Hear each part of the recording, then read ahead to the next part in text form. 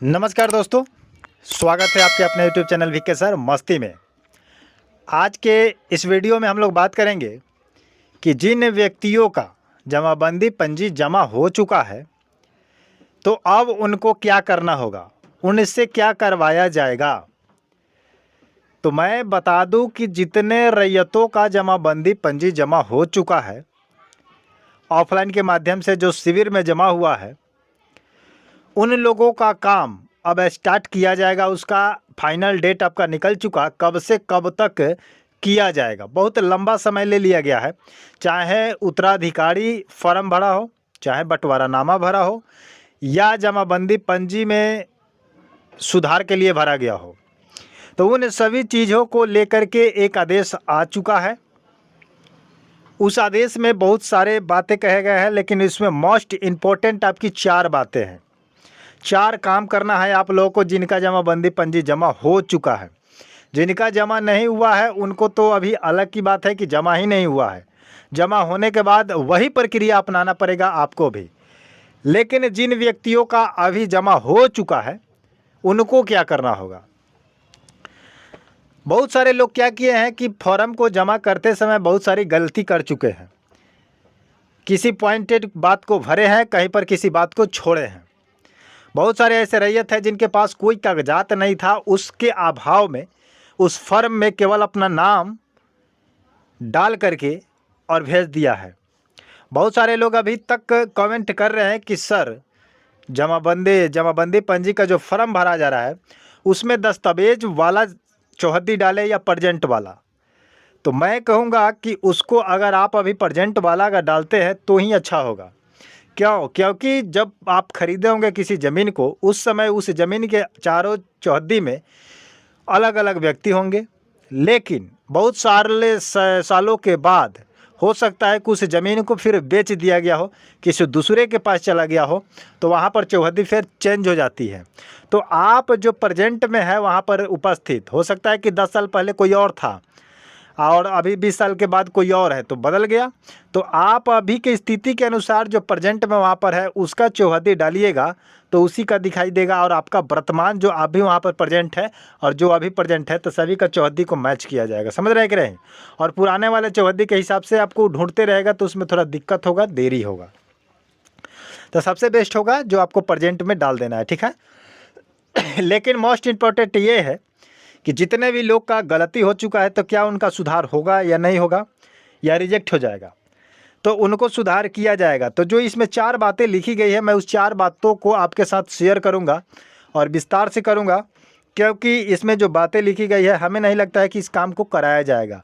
और जो काम शिविर में करा लेना था जमा करते वक्त, वही काम आपसे दोबारा अब कराया जाएगा। तो यानी कि आपका समय को लॉस किया जाएगा, बर्बाद किया जाएगा। यानी कि आपको इसी में फंसा करके, घुमा फिरा करके गुमराह किया जा रहा है कि जिस काम को शिविर के समय कर देना था उसी काम को अब आपको फिर से बुला करके फिर से समय लिया जाएगा, फिर से दोहराया जाएगा और फिर से काम किया जाएगा। तो आप बोलिएगा कि आप ऐसा क्यों बोल रहे हैं, तो आप जो नोटिस आया है मैं उसको अब क्लियर करूंगा आपके साथ। इसलिए वीडियो को आप स्पष्ट रूप से पूरा देखिएगा, स्किप मत कीजिएगा। स्किप कीजिएगा, बहुत सारे लोग कहते हैं कि स्किप करके देखते हैं। देखिए, उससे कोई प्रॉब्लम नहीं है, ये आपका है, काम का आपका जानकारी है। तो अगर आपकी जानकारी आपकी काम की है तो आप देख रहे हैं, नहीं है तो नहीं देख सकते हैं, ये तो मैं मानता हूँ। लेकिन अगर अधूरा देखिएगा तो आप फंसिएगा और रोज़ प्रत्येक दिन इधर उधर देखते रहिए, वीडियो क्लियर समझ में नहीं आएगा। इसलिए किसी भी काम को स्पेशलिस्ट रूप से एक ही जगह पर किया जाता है ताकि आपका संतुष्टि प्राप्त हो जाए। समझ रहे हैं कि नहीं? इसलिए वीडियो को स्टार्ट करते हैं तो मेरे चैनल को सब्सक्राइब करके बेल आइकन को प्रेस कर लीजिएगा और वीडियो को लाइक कर दीजिएगा। चलिए सबसे फर्स्ट नंबर पर बात करते हैं कि जिन व्यक्तियों का जमाबंदी पंजी जो शिविर में ऑफलाइन जमा किए हैं, जिस पंचायत में, जिस मौजा में, जिस जिले से, ठीक है, उससे में कोई आपको दिक्कत नहीं है, तो उसको काम करने के लिए, क्योंकि जमा कर देने से आपका नहीं ना हो जाएगा, उस पर अब काम करना है। क्या करना है? उसको अपलोड करना है। तो कितने तारीख से आपका चालू हो चुका है ये काम? ये आपका काम अब चालू होगा। देखिए, विभाग का आदेश था 21 तारीख से, 21 सितंबर से। तो कल 21 सितंबर था जिसमें आपका संडे था। संडे में तो छुट्टी रहेगा। उसके बाद बात करते हैं तो सोमवार यानी कि 22 तारीख को, तो 22 तारीख से इस काम को स्टार्ट किया जाएगा। लेकिन इसमें काम में भी आपको अभी दिक्कत आएगी, परेशानी आएगी, क्योंकि दशहरा आपका नवरात्रि जो है आपका 22 तारीख से चालू है। तो बहुत सारे ऐसे अधिकारी होंगे, बहुत सारे ऐसे कर्मचारी होंगे जो पूजन पाठ करते होंगे, नवरात्र करते होंगे, तो उसमें वो क्या हो जाएंगे, लग जाएंगे। तो लगने के बाद आपका काम अभी स्लोली चलेगा। तो ये काम अगर फास्ट देखा जाए तो नवरात्र के बाद ही क्लियर हो पाएगा और तेज़ रफ्तार पकड़ेगा। उसके बाद फिर छठ आ जाएगा, दीपावली आ जाएगा, तो अभी मान लीजिए कि अभी डाउन ही चलेगा, हाई लेवल पर नहीं चलेगा। तो इसमें आपका नोटिस में दिया गया है कि 21 सितंबर से चालू कर दिया जाएगा, लेकिन मैं क्लियर कर दे रहा हूँ कि संडे था, चालू नहीं हुआ होगा, ठीक है। उसके बाद कह रहा है कि अपलोड करने की बात जो है आपको 21 से तो चालू हो ही गया, लेकिन अब कह रहा है कि जिस जमाबंदी में पंजी में कोई त्रुटि होगा उस रैयत को बुलाकर शिविर प्रभारी के माध्यम से सुधार किया जाएगा। यानी कि जिस जमाबंदी पंजी को आप जमा किए हैं और उसमें दस्तावेज लगाना था, केवाला लगाना था, खतियान लगाना था, नहीं लगाए। क्यों? क्योंकि एक बार विभाग के तरफ से अनाउंसमेंट आया था कि जिसके पास कोई दस्तावेज नहीं है तो वो केवल जमाबंदी पंजी भर के जमा कर देंगे। तो बहुत सारे ऐसे लोग हैं जो जिसके पास कुछ नहीं था वो जमा कर दिए।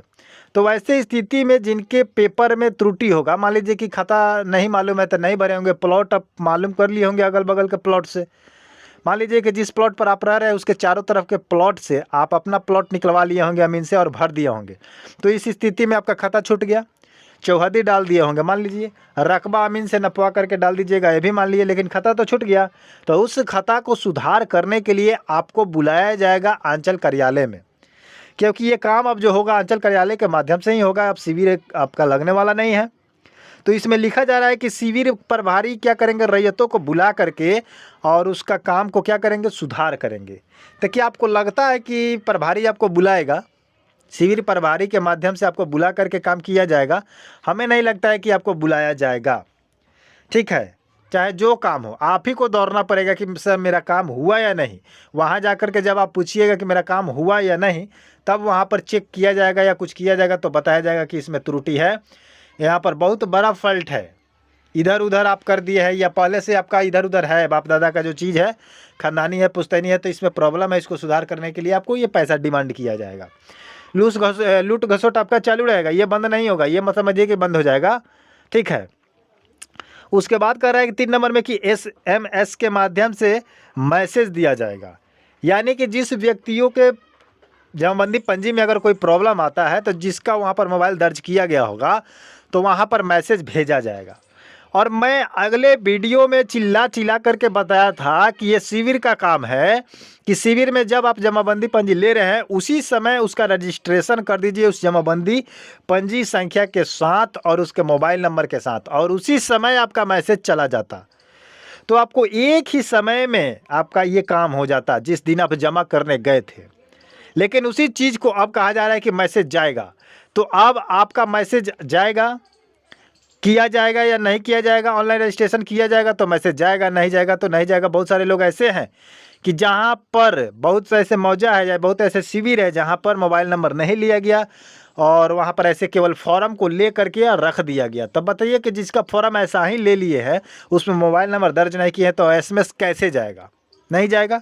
बहुत ऐसा पंचायत का कमेंट आया है मेरे पास, बहुत सारे शिविर का मैसेज आया।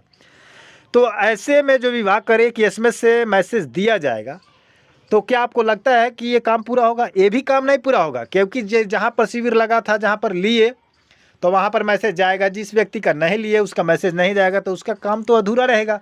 उसके बाद उसकी परेशानी बढ़ेगा, वो दौड़ेगा धूपेगा, उसके बाद उसको डिमांड किया जाएगा। जिस काम को शिविर में करना था साथ साथ ये काम आपका निपटते जाता, उस काम को अब कह रहा है कि बुला करके करेंगे। उसके बाद कह रहा है कि इस चीज़ को करने के लिए 6 माह का समय दिया गया है प्रभारी को, CO कर्मचारी को।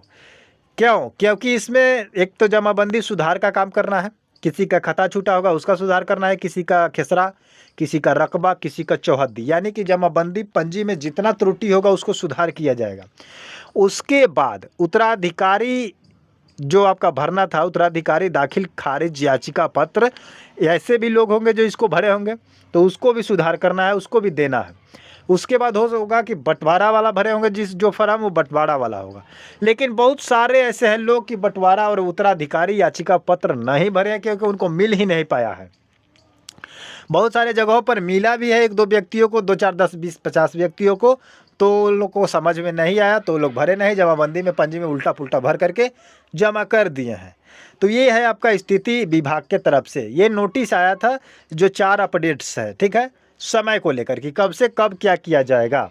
तो इन 4 बातों को आपको ध्यान रखना है। और जैसे आपका नोटिस के माध्यम से जैसे मैसेज आएगा आपका मोबाइल नंबर पर, तो उस मोबाइल नंबर के मैसेज के माध्यम से आप जाएंगे, वहाँ पर अपना गलती सुधार देखेंगे कि मेरा क्या गलती है, क्या सुधार कराना है। तो आप अपना ओरिजिनल दस्तावेज लेकर के जाइएगा, वहाँ पर मिलान किया जाएगा, मिलान करने के बाद सुधार किया जाएगा। अब सुधार करते समय आपसे क्या किया जाएगा, या ईमानदारी से सुधार किया जाएगा या आपसे डिमांड किया जाएगा, ये मैं नहीं कह सकता हूँ, लेकिन आप लोग समझते होंगे कि इसके पीछे क्या कारण है। लूट तो आपका मचेगा ही, पैसा तो लगेगा ही, चाहे जो कुछ कर लीजिए। और उसके बाद जो 6 माह का समय दिया गया है, इसमें 6 महीना लगेगा आपको कार्यक्रम करने में। तो 6 महीने तक इसमें आपको देखिए रैयत को फंसना पड़ेगा।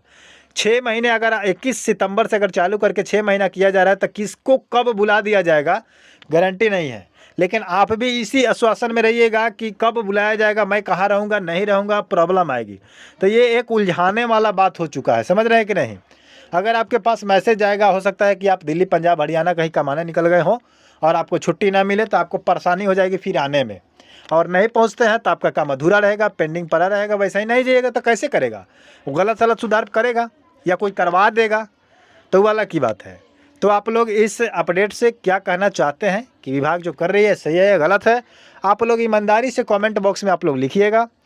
उसका रीडिंग मैं करूँगा कि आप लोग क्या लिखे हैं, उस पर क्या विचार करना चाहिए, उस पर आवाज़ उठाना चाहिए या नहीं उठाना चाहिए, इससे आप लोग सहमत हैं या नहीं हैं, ये पूर्ण रूप से आप लोग लिखिएगा, ठीक है। तो मिलते हैं नए वीडियो के साथ, नए अपडेट के साथ। तब तक के लिए जय हिंद, जय भारत।